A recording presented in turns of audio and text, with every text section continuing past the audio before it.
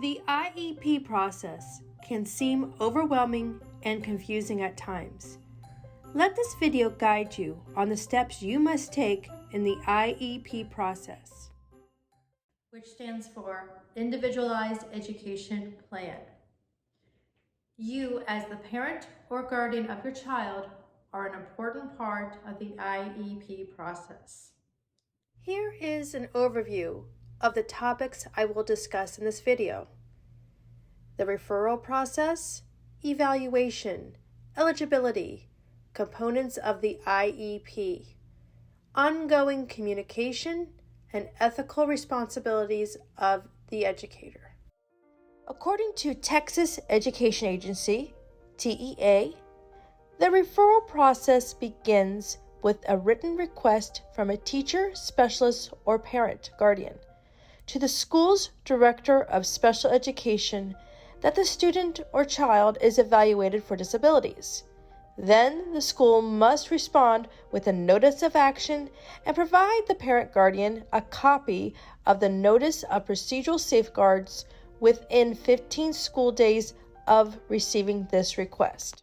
Evaluation procedures involve a referred student taking a variety of relevant assessments to test the levels in his or her development.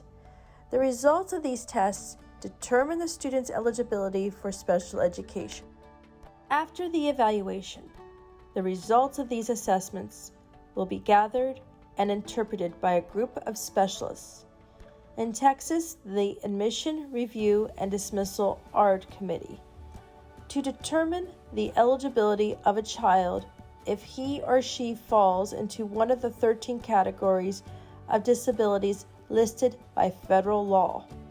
A copy of the results and determination of the child will be given to the parent at no cost to them.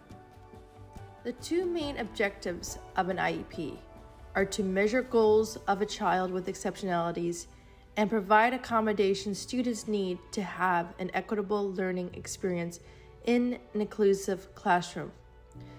These are 10 parts that make up an IEP: current performance, annual goals, special education services, participation with general education children, participation with state and district testing, dates and times, transition service needs, needed transition services, age of majority, and measuring progress.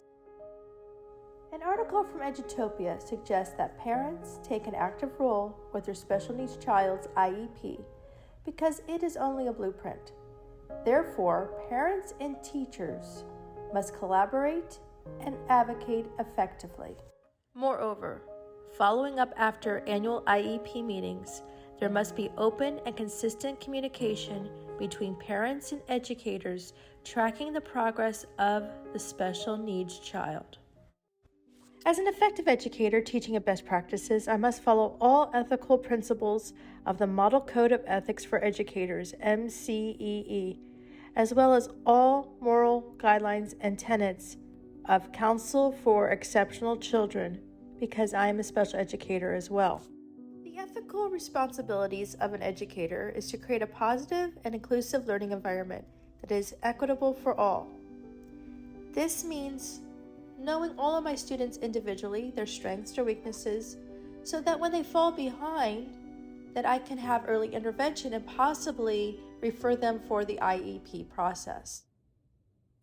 In conclusion, I hope you learned a lot from this video and how you are an important part of the IEP process. Please feel free to contact me if you have any questions, and just know it's a pleasure teaching your child in my classroom.